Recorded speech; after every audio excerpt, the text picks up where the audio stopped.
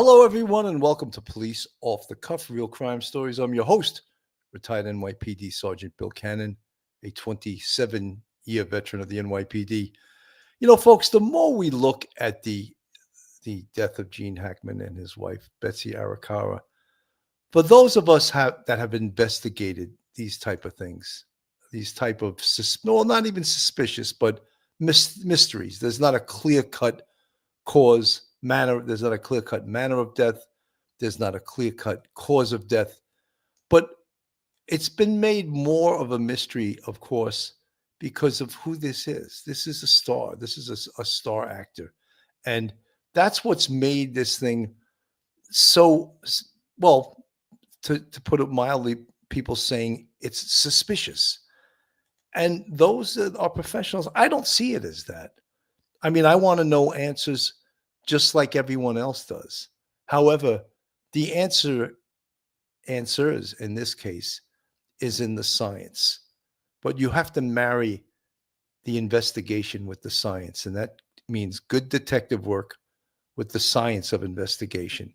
And on the NYPD and in New York City, we would call this case a CUPPY, and it would stand for circumstances undetermined pending police investigation.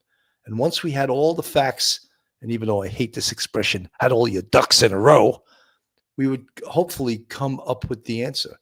But that takes coordination between the investigators on the ground, the gumshoes, as we used to call it, and the professionals, the medical legal investigators, the medical examiner's office, who conducts the autopsy, and as well as the toxicology, which one of those things invariably is going to give us the answers. And that is what we're going to look for in this case. So folks, hold on to your hats. Hold on to your next door neighbor. Hold on to your wife. Hold on to your children. Hold on to your service dog. You're about to enter true crime from a police perspective. You're about to enter the off the cuff zone, the police off the cuff zone.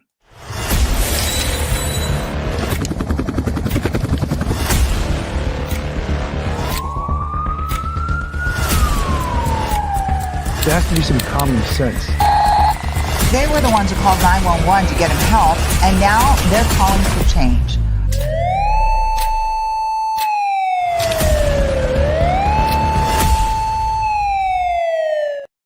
And now a word from our sponsor. BetOnline is the world's most trusted betting platform and your number one source for online betting in 2025. Whether you're a seasoned fan or a first-time bettor, BetOnline is your ultimate game day companion.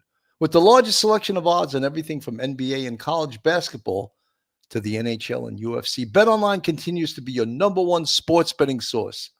From every three-pointer to hat trick, BetOnline has you covered with odds, stats, and more for every game, every play, and every win. BetOnline, the game starts here. Folks, men out there, Mando whole body deodorant. The thing that I like most about Mando body deodorant is that it lasts all day and it leaves me feeling clean and fresh. Most deodorants stop working after a certain amount of time or under hot and steamy conditions. Mando fights the conditions and the odor from perspiration. Mando's starter pack is perfect for new customers. It comes with a solid stick deodorant, cream tube deodorant, 2 free products of your choice, like mini body wash and deodorant wipes, and free shipping. As a special offer for listeners, new customers get $5 off a starter pack with our exclusive code. That equates to over 40% of your starter pack. Use code POLICE, POLICE, in capital letters at shopmando.com. Please support our show and tell them we sent you. Smell fresher, stay drier, and boost your confidence from head to toe with Mando. And by the way, that person in the thumbnail is neither me or Mike Geary. So please don't think it is. Anyway, we have an amazing show tonight. Right away, I'm going to get into it right away, get my co-host and my guest here from the NYPD, retired NYPD Sergeant, Professor at Albertus Magnus College, attorney. Welcome to the show, Professor Mike Geary. Mike, welcome. Bill, good evening. Thank you for having me on. Good to see you.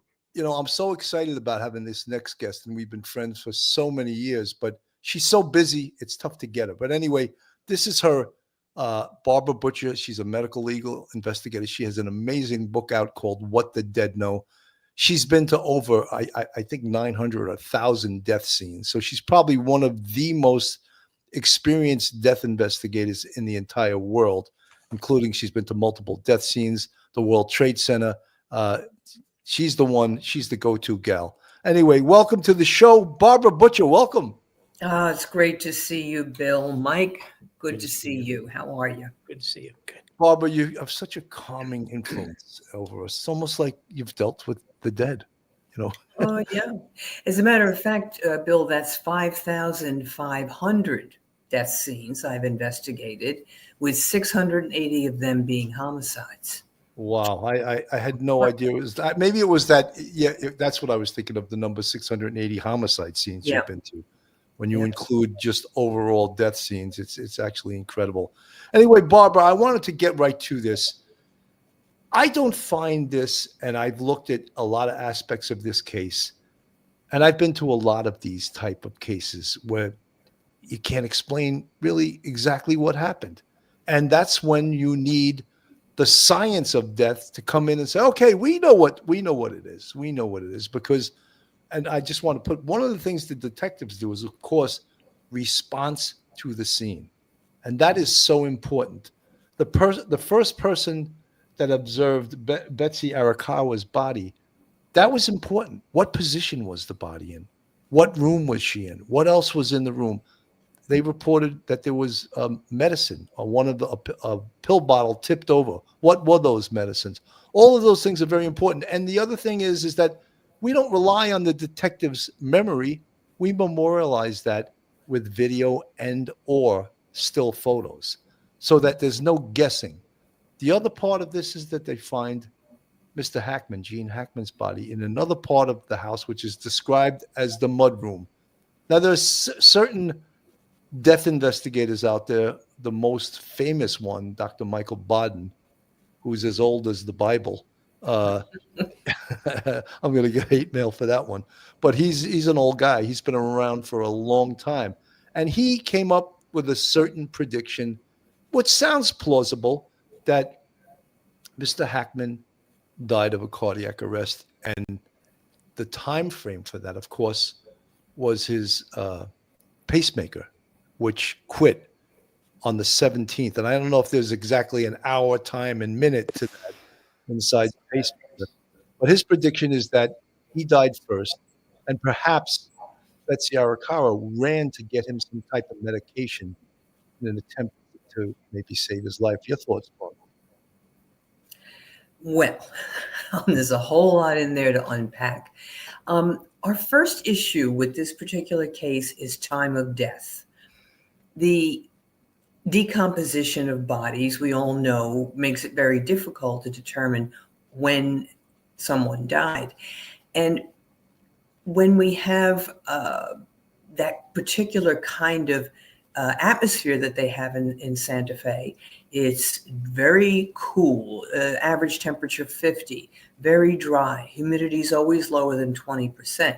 And so we get not only the decomposition, primarily in the abdominal area where all our bacteria live, but then comes the mummification, drying, and that would happen in less moist areas of the body where there's less fat to hold water, like the hands, the feet, the face.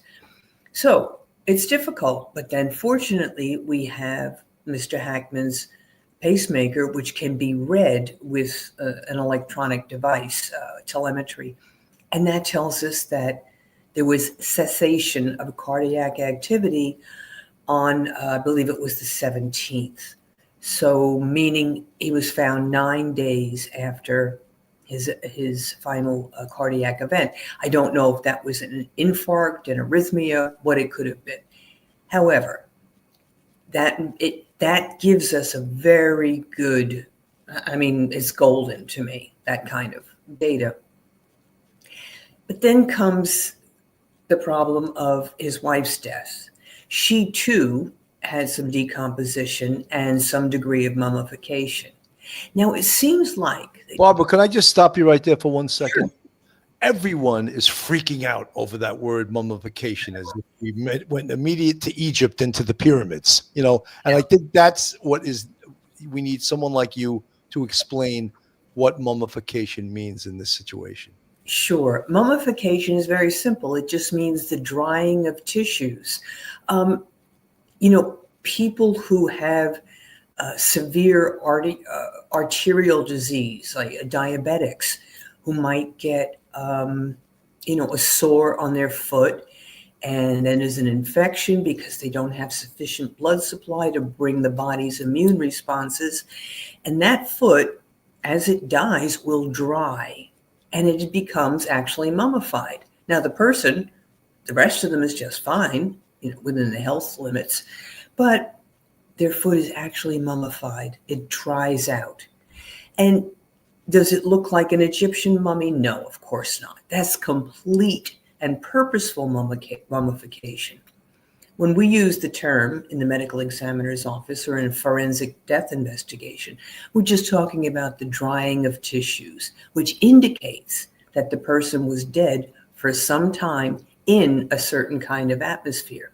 For instance, in the summer on Long Island, if we were to come across a body that had very little decomposition, but a lot of mummification, as in the whole body being dried up and leathery, that would tell me that that person died somewhere else in a different kind of climate, and the body was dumped there. So it doesn't mean, a horror kind of thing or an Egyptian mummy, just drying of tissues. Thank you, Barbara. I'm glad you could clear that up, because many people, and look, not just many civilians and citizens, but the media is losing their shit over that word. They just really, they heard mummification, they were like ready to call the pharaohs in. It was just a little bit crazy. No, I'm serious. It was a little bit crazy the way that they reacted to that word. And I think there's also a different, many levels of decomposition, right? Sure. That you have rigor mortis, alga mortis, liver mortis, and then there's there something called putrefaction, right? Which is a deep state of decomposition. But most people never hear the term with decomposition, with mummification.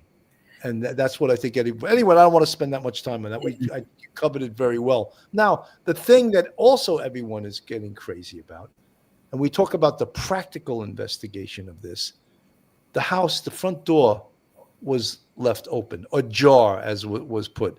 And one of the workers, of course, sees the body of Betsy Arakawa, and he sort of freaks out. He calls 911.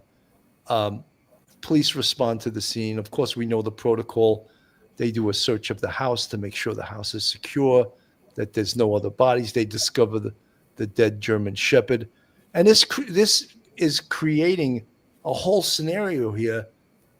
And is this, to a police officer, an investigator, detective, is this a crime scene? Is this a home invasion?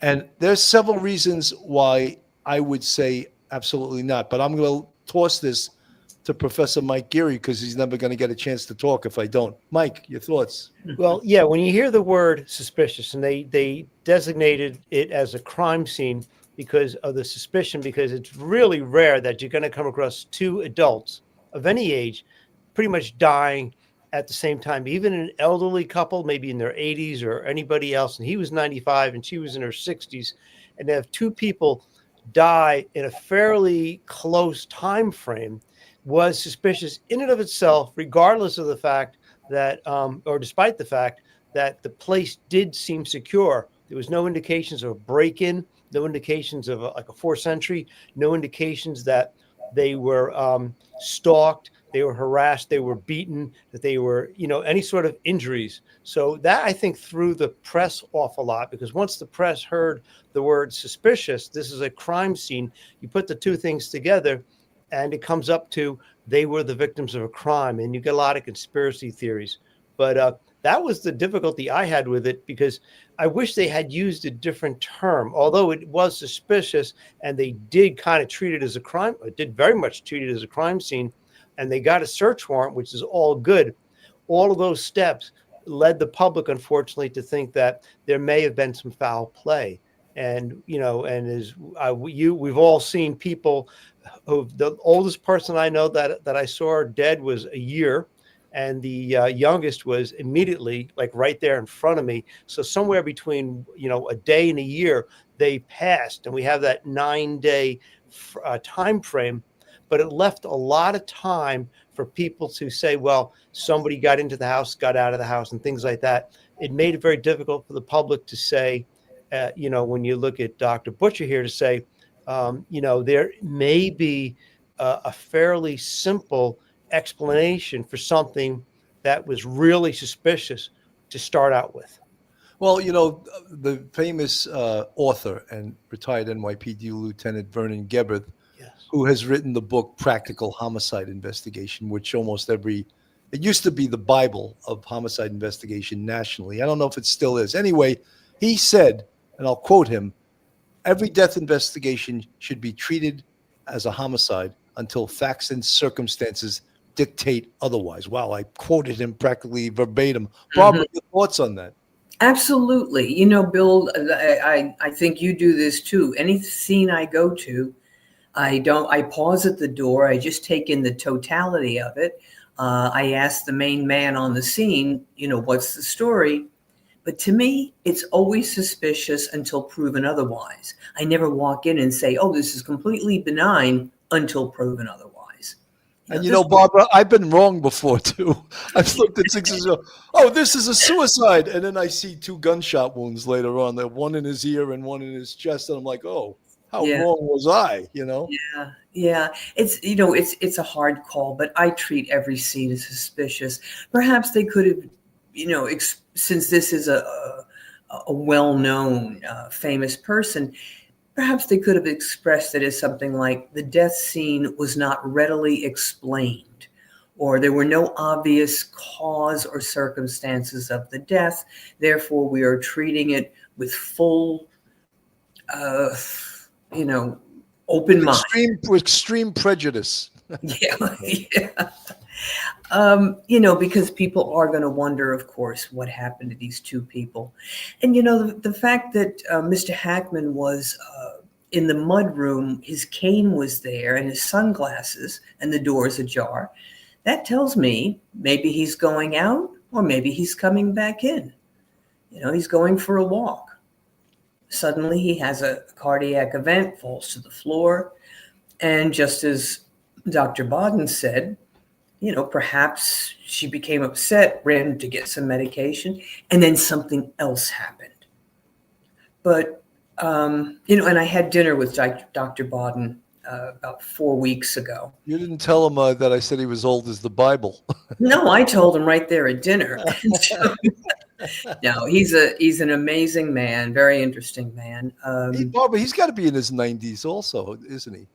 I think so. Yeah, his wife is considerably younger, very well-known attorney, and no, he's an interesting man.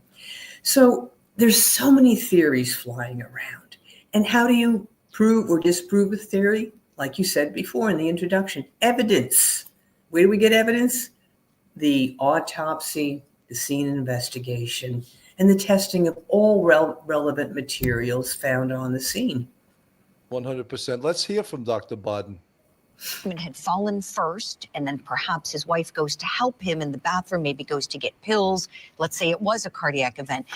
He's theorizing that maybe she struck her head on the way down, had some kind of internal injury to the brain that isn't going to show up on the outside, maybe some bleeding on the inside of the brain, and saying that perhaps that could have been what occurred here. What are your thoughts on that?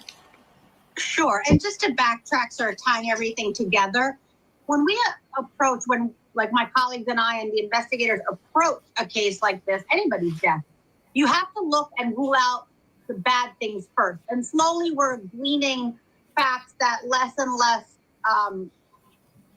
there's no evidence of trauma. All the bad things are slowly being ruled out, both by autopsy and investigation.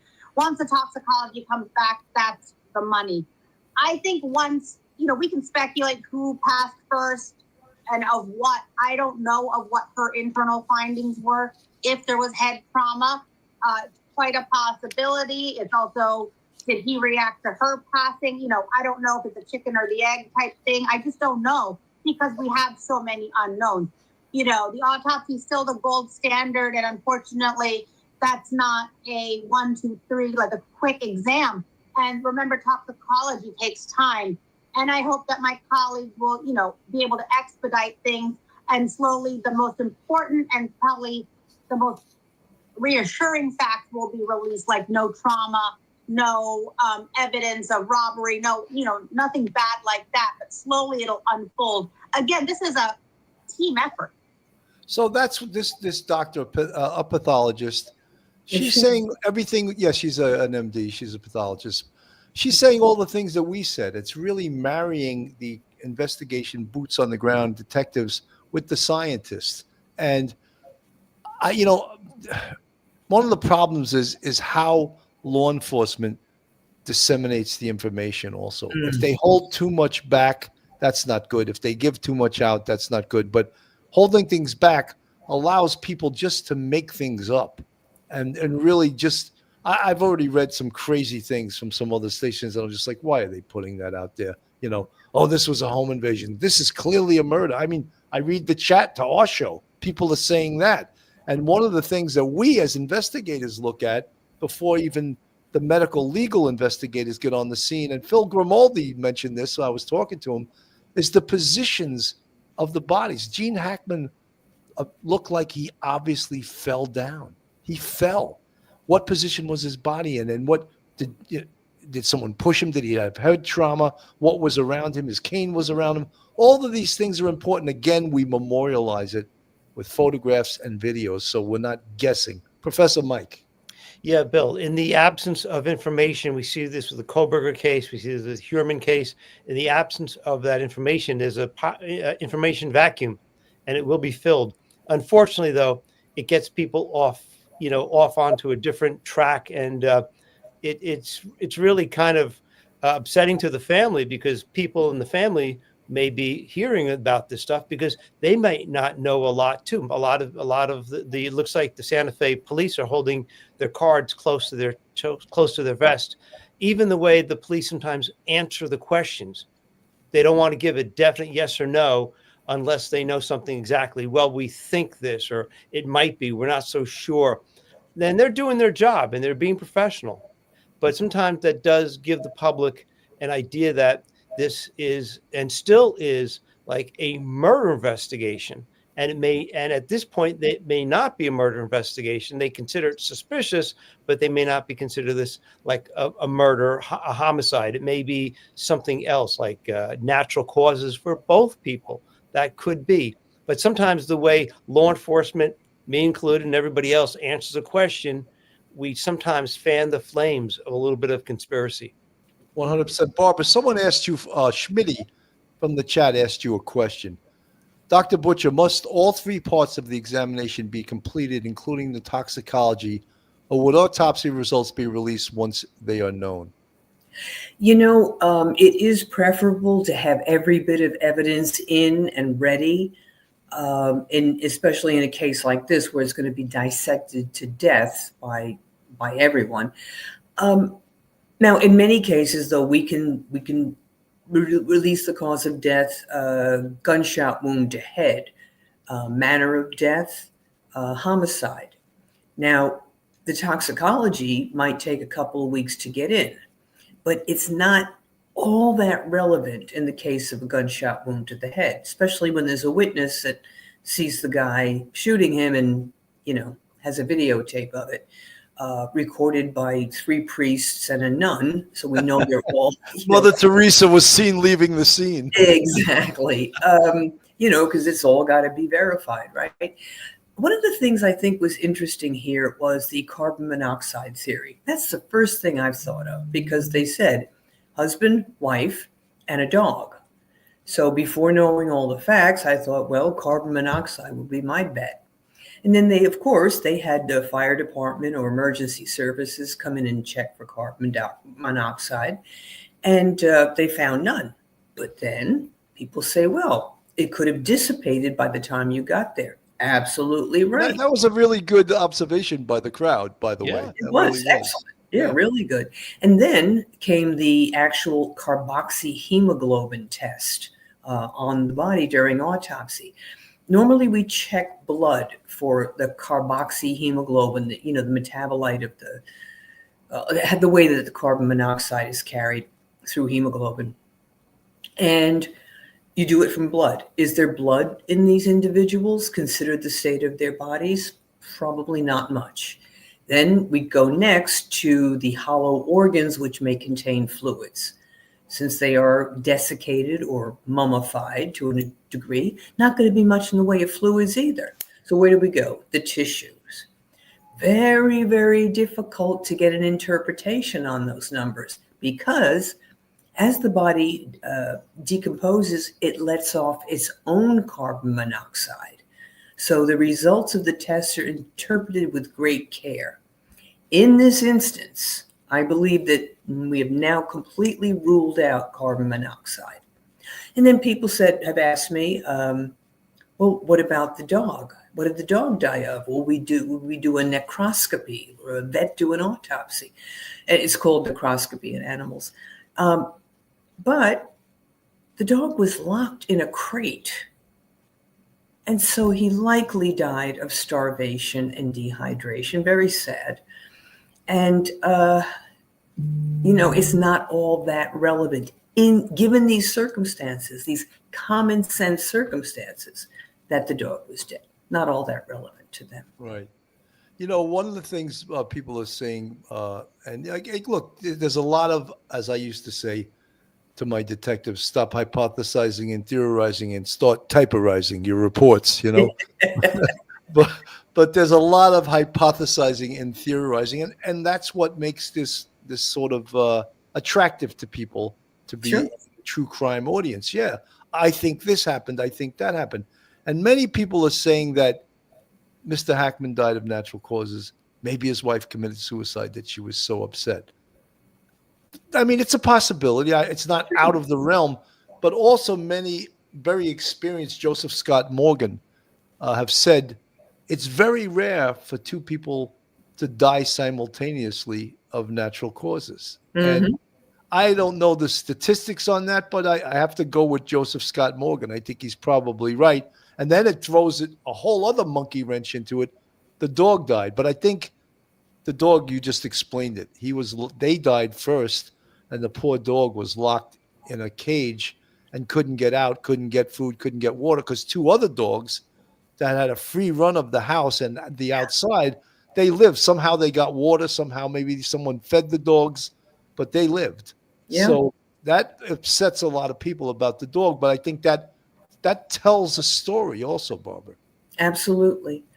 It's a very difficult autopsy, and I think we'll learn the most probably from the autopsy of Ms. Arakawa. And that would be, of course, her toxicology. I don't know what those pills were that they found on the floor. If it were, sedatives, barbiturates, OxyContin, anything like that, then that would raise my index of suspicion. But so far, all I've heard mentioned is cardiac drugs and hypertensive drugs for high blood pressure. So maybe she was going to get some digitalis for him, amyl, for... Barbara, I think one of the drugs was deltiazem, which is a cardiac drug, which I think slows down your heartbeat. One of those inhibitors. Anyway, but that's and again, people are freaking out in the chat already. You don't know that. I don't know. You're right. Until the science tells us what logically happened. Right now, we're doing what all detectives do. We hypothesize and theorize. And luckily, we don't have to typerize because we're not memorializing this stuff.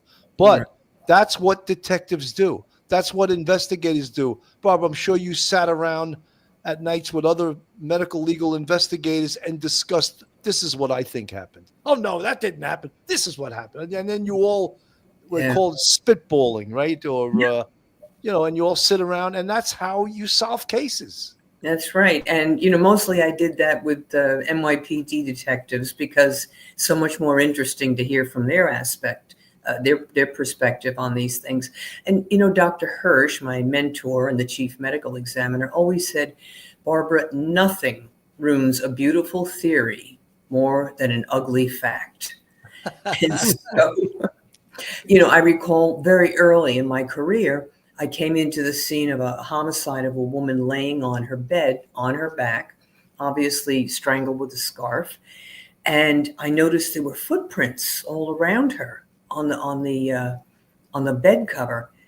And I said to one of the detectives, "Oh, look here now. Looks like the perpetrator got up on the bed, walked around her for some reason, and then pulled the scarf tight on her neck." Very puzzling. He said, "Barbara, the guy doing the photographs here from crime scene is a brand new guy, doesn't know what the hell he's doing, and he got up on the bed to take the photographs." Oh, I see. Okay. Well, that'll teach me to open my mouth and interpret things. So, Barbara, I told a story about this guy that was featured on America's Most Wanted for a rape and an attempted murder. And John Savino, who you probably know, was a great detective for Manhattan Special Victims. And he looks in the ashtray in the apartment, and there's about 5 or 6 smoked butts.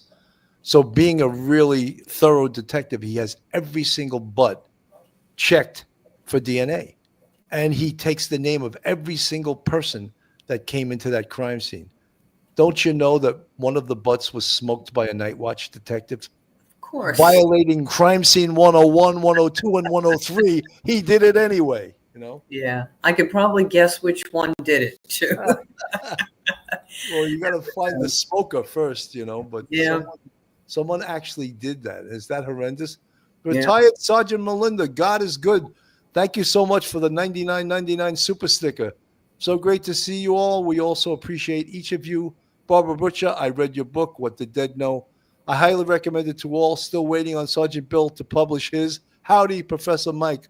Retired Sergeant Melinda, thank you so much. Very much appreciated. Yeah, Barbara Butcher's book is fantastic, and I'm not just saying that because she's my friend. I read it in about 3 days, and I get sent books all the time right now, and I interview authors, and I have to fake it most of the time. I don't read the book because I don't read that quickly or that much. But I read Barbara's book in 3 days. It was that interesting. Anyway, here's the timeline from News Nation. Their deaths. One of the things that keeps standing out to me is that in these reports, Captain, they keep talking about the decay to her body, the mummification in her hands and feet, but we're not hearing that same information about him. I mean, maybe we're just not getting the full story here, but does that indicate to you that she went first? No, I wouldn't say that at all. And in fact, I'll tell you from law enforcement, we really hesitate on saying anything like that, especially when it is in the purview of the medical examiner. So what else will they be having trouble with in creating a timeline? I know they have the last events on his pacemaker being, I believe it was February 17th. What other challenges are they facing in creating a timeline? Well, I think the fact that no one was there or nor was nearby in some of the normal neighborhoods. I'm just, he's the popo just like us, and we can tell you the story here. Well, a big thing here will be the electronic devices, the cell phones.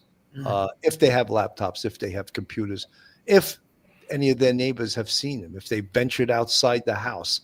All of those things give you a timestamp, but they were maybe reclusive. Maybe they didn't make many cell phone calls. Maybe they didn't text message. Maybe they're not like every single one of us, prisoners of our cell phone. Maybe, they're living in Santa Fe, New Mexico.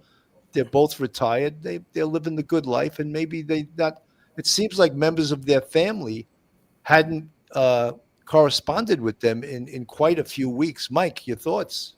Yeah, Mr. Hackman's daughter hadn't said to the police that she hadn't spoken to her father in several months. Might have been 6 months or something like that. It was quite a while, but even before the holidays, like say, Thanksgiving and things like that last year. So it's been quite a while, and he's 95. And also, Betsy Arakawa is 60, like 64, 65.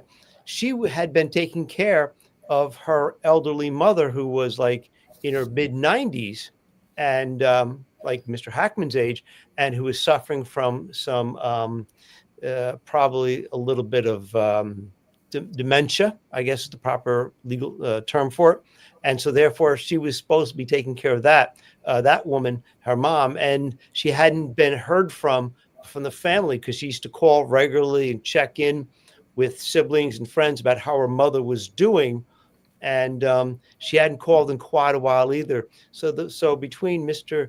Hackman and Mrs. Arakawa, they seemed to be living very quietly by themselves. They really hadn't spoken to anybody. And when you look at the pictures from the outside, taken from the air and other angles, you see that even though this is a gated community, the roads are windy. They're not like just square blocks or like cul-de-sacs where everybody could see each other. So a couple could go, without seeing neighbors for quite a long period of time, unless at some point you got a view of their car driving up the street or something like that. But in this instance, there was an awful lot of time for people not to notice where, them seeing them. Their dogs also, if the dogs are going in and out of the house, the barking, that didn't raise any suspicion either. It's not like suddenly things were quiet, then suddenly a dog started barking in a panic, like something was going on in the house. So that created, unfortunately, the perfect storm of circumstances for this to happen. And it doesn't appear, what we know at this point, and we don't know for certain, but it doesn't appear at this point that either Ms. Arakawa or Mr. Hackman had tried to call 911, which would give us even a better timestamp, perhaps, on day and time. And so, unfortunately, all that lack of information makes it difficult for investigators. Barbara, one of the things that, and I don't know how to explain this to people that just don't want to believe us. One of the things that, of course, we're going to look at is there blunt trauma on the bodies? Is there a stab wound? Is there a gunshot wound? Is there any signs of trauma at all? And the answer to that is no, there wasn't. So right away, and then you marry that with there was an open front door. That means someone was in and killed them and left. And that was, no, it doesn't mean that. They live in Santa Fe, New Mexico. Maybe they don't lock their doors. Yeah. They just don't. And I asked some people in the chat the other night, is it a really safe neighborhood? Yes, many people don't lock their doors in Santa Fe, New Mexico. I know we're from New York and people can't possibly believe that, where we have 14 locks, a shotgun and 3 guns by the door, but it's Santa Fe, New Mexico. You may not have to do that. And that's why, I'm not saying, look, I could be wrong and I've been wrong before. I don't see this as criminal. I don't see this as a crime. I think if I had to guess right now, this is going to come back as a natural death. Your thoughts, Barbara? I don't want to I put you in a corner. You don't have to agree with me. No, of course.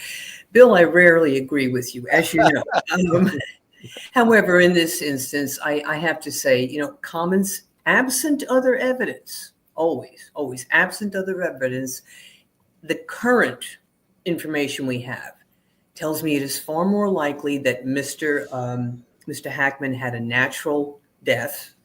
He was 95 and he had 20 years ago, he had angioplasty. So he always had a bad heart.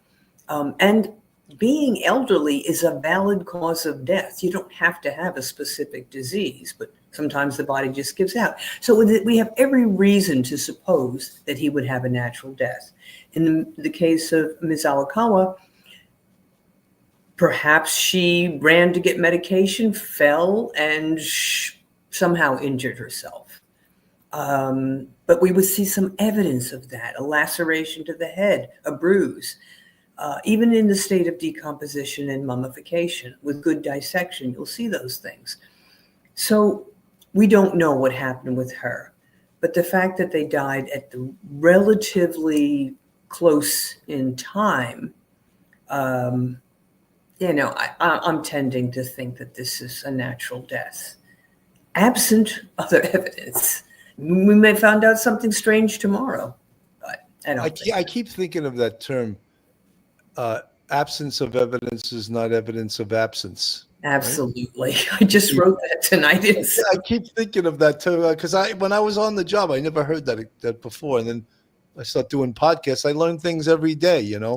And folks, you folks in the chat, we try to really be super respectful of everyone in the chat, and you come up with an opinion that's 180 degrees from ours. I don't discount you and say you're wrong.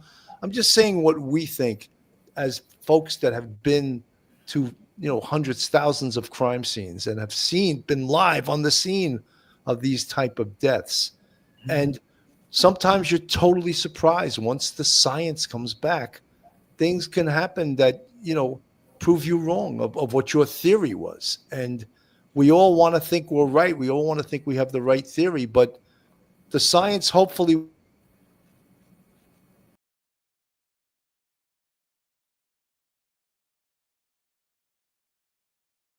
place. And if you're not subscribed, hit that subscribe button, give us a thumbs up, hit the like button.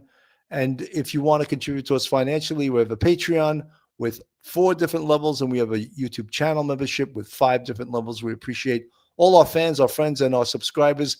Courtney C, thank you so much for the $4.99 super sticker. Very much appreciated. One of the things also that was a little bit strange here is that there was no video. And practically everywhere in this world now, there is video all over the place. And the Hackmans didn't have cameras, but that doesn't mean that their neighbors didn't. That doesn't mean that there wasn't cameras at the front gate. So that part of the investigation will also be something that the police will do. Mike, you want to speak upon that? Yeah, Bill, being that they were very private people and they didn't want to live probably observed by everyone, and they just wanted their peace and quiet, they chose an area, they chose a neighborhood, they chose a home that didn't have those features. They don't appear to have, as far as we know, any sort of cameras inward facing like a door, with a ring camera or something like that, or a ring camera outside with, a light, just in case there's, somebody coming in an alleyway. They don't seem to have anything like that. And that does make it difficult because we are so used to having some sort of video or some sort of camera, still camera, video camera.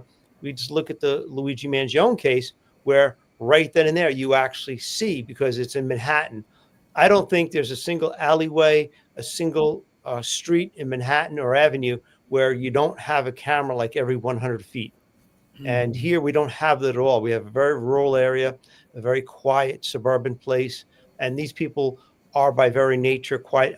Who wants to have a camera inside their house? Especially in an area like that where you've lived there for a while and you feel it's unnecessary. And it makes it difficult because we rely on it so much, like a fingerprint or DNA. We want to see these things. We expect to see these things, and we expect to get a lot of information from that. And in this case, we might not have any of those things at all. Absolutely. Let me play the Santa Fe Thursday, Sheriff's. February 27th, 2025. Mr. Hackman and Ms. Arakawa were transported to the office of the medical investigator. An autopsy was performed. Initial findings noted no external trauma to either individual. The manner and cause of death has not been determined. A mystery. So I don't know why there was that music playing in the background, but they weren't. I think these were the same police, the same sheriff's office that investigated the Alec Baldwin shooting on the Rust movie set. The same. I recognize them. They were all over the media back then. So they had a high-profile case. So I'm sure they learned a lot from that case, but they were very cautious in the beginning. And I think that with the pressure of how this is an international case because of the high profile of Mr. Hackman. So many people are putting their opinions in. I bet just went all the way up to the governor is what's going on. So many people are probably putting pressure on the police, the medical exam. When are you going to get that autopsy done? When's the toxicology? I've been there. I know, people think that they could just, wave their hand over something and it gets done because they want it done. The chief says if it's not done, tell the chief, let him call the medical examiner's office then, right? They would threaten you well, that's very good. But it's not done. And then they can't rush tests that take 3 weeks and do them in one day. Right, Barbara? That's right. You know what occurs to me? The irony of these folks who worked all their lives and just wanted to have a peaceful, quiet place where they could live far from the noise of civilization and people. And now it seems to be global, as you said, people poking at their lives, looking at every aspect of their home and their personhoods and their health. It's kind of ironic and sad. Yes, I mean, this is probably the biggest nightmare that someone like Gene Hackman, who was a very private individual. And, from what I understand, I thought he was a brilliant actor, but I heard he wasn't really a warm and fuzzy guy. And we all want to think that, oh, is he a nice guy? Everyone wants to say, oh, yes, he was wonderful. No, he was the son of a bitch. And I'm not saying he was, but if you speak to a lot of people are like, well, he was a little bit cranky. He was a little bit, he was very tough on young directors, And look, you're a human being. People are all different shapes, sizes, shades, everything. And not everyone is warm and fuzzy. And it doesn't seem like he was. Yeah. Well, all the more reason he just wanted to be left alone in peace with his wife in a nice, quiet area with beautiful things surrounding him. But there you go. This is fate. And he also, Barbara, was an artist, a painter. And so I always think that's so amazing when someone who's so talented in one art form is great at another art form. And you're like, that's not fair. How can he be a great actor and a great painter, or someone that's a great actor, great musician? They can do everything artistic. You're like, must be just that part of the brain, I guess, that enables someone to do that. Yeah, like your ability to dance. And I could dance. I dance like the typical white boy. I'll get hate. I'll get some hate in the chat over that. What do you mean? I can dance. I'm Fred Astaire. Like Mike. Mike's like Fred Astaire, right, Mike? No, I'm not a John Travolta in Saturday Night Live. No, I dance like a robot. Yeah. But no, Barbara, that's so true. Is that this would probably be for people that chose to stay out of the limelight. This would probably be the biggest nightmare if they knew what happened, and hopefully they don't know. Serious deaths of actor Gene Hackman and his wife. CBS's Tom Hansen is in Santa Fe, New Mexico, where police are seeking clues into what exactly happened. Tom. Jerika, good evening to you. As well known as Gene Hackman was, neighbors tell us that he and his wife led intensely private lives here in Santa Fe, their longtime home. And while we've been learning more about this case, there is still so much we don't know. Many of the theories on how Gene Hackman and his wife could have collapsed in separate rooms and died have been ruled out. There appeared to be no signs of a struggle, no trauma, no forced entry, nothing to indicate foul play. Santa Fe Sheriff Adon Mendoza said, both individuals tested negative for carbon monoxide. An initial interrogation was conducted of Mr. Hackman's pacemaker. This revealed that his last event was recorded on February 17th. Investigators believe Hackman likely died at least 9 days before the bodies were found. The home had no surveillance cameras. They say the best hope now for unraveling the mystery surrounding the death of a Hollywood legend could be the discovery of 2 cell phones collected as evidence. Have investigators been able to get into the obtained cell phones? Not at this time. We have them in our possession. We'll be analyzing cell phone data, phone calls, text messages, events, photos in the cell phone to try to piece a timeline together. And we may not get answers anytime soon. Full results of the autopsies of Gene Hackman and his wife may not be released for at least 3 months, Jerika. All right. So, there's the answer as far as the cell phones. Like, again, the press, the public wants immediate gratification. Yes, we just went into them last night. We should have it for you tomorrow. But we need search warrants, We need search warrants to get into those phones. And then even with a search warrant, they may have be coded and be tough to get into, and they'll need to get some technical assistance response unit like the NYPD has, someone or the FBI that knows how to get into these phones that are locked to get the information. So it's not voila, that easy button you see on TV. you press the easy button and it gets easier and easier. In these instances, things take time. Investigation takes time. We used to always tell our bosses that investigation takes time and it costs money because they never wanted to pay money for it in the overtime, right? Investigation takes time and costs money. But again, I think if there's any takeaways from this, and you know what, Phil Grimaldi he's in the chat and he was just saying this was his hero and this was the reason he became an NYPD detective. And of course, that was Gene Hackman playing Popeye Doyle in The French Connection, a film in which he won an Oscar for in 1971. Oh my God. It's 1971 that movie was from. Just absolutely incredible. I remember when I watched that as a kid, I don't even want to say how old I was in 1971, but I remember how much I loved it. And it was one of my favorite movies at the time. And it was based on a true story, a true NYPD story. And he couldn't have played an NYPD detective any better if he was one. He was Popeye Doyle, and he was just that much of a tremendous actor. You know, an iconic actor. And you know, we hate to see things like this, but you know, that's what investigators do. They try to find out the truth and then present the truth and the facts so that it can either help the family out some way. And in this case, the whole world wants to know what happened here, Barbara. Yeah. Bill, I have a question for you and Dr. Mike, and that is the ability to unlock cell phones. I recall some long time ago that the manufacturers of the phones, let's say iPhone, Apple, would not allow law enforcement to get into their records or would not help them to read the cars inside. What's the story on that? Is there full cooperation Well, now? no, there wasn't. That was Apple. That was a real case. And Yeah. Apple resisted the FBI, and the FBI was, and I think it had to do with the terrorists' phone. Yeah, Sacramento, I think, the couple. Yeah, and the FBI, they cut off the nose of Apple because they figured out how to do it without Apple.